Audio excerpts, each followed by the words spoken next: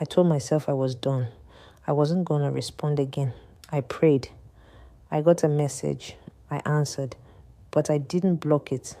I just let it sit there. A part of me still believed maybe it was harmless. Or maybe it was what I asked for, just disguised.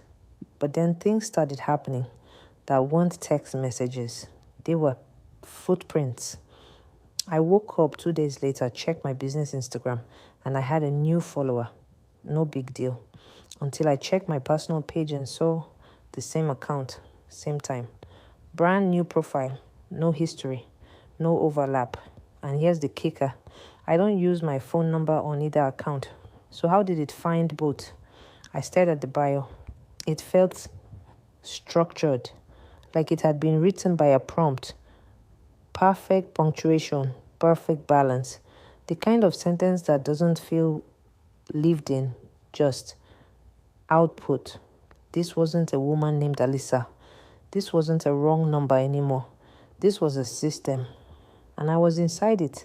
I still hadn't replied to the last message from Ifunanya. But I didn't need to.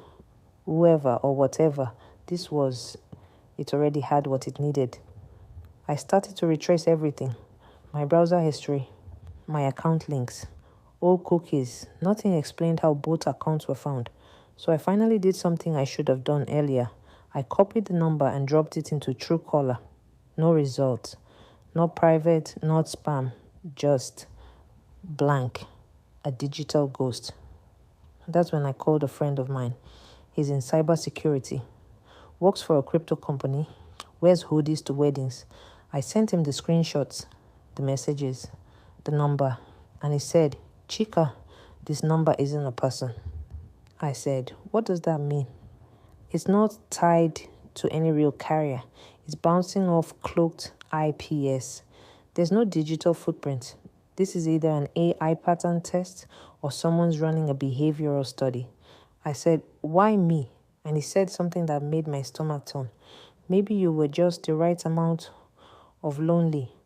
That sentence hasn't left me since. The right amount of lonely. The right amount of spiritual. The right amount of open.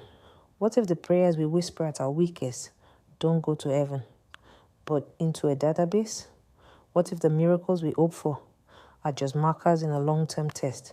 I haven't blocked the number. Not yet. Because I want to see what it does next. And I have a feeling I'm not the only one it contacted. I'll explain what happened when the account sent me a DM in my next video.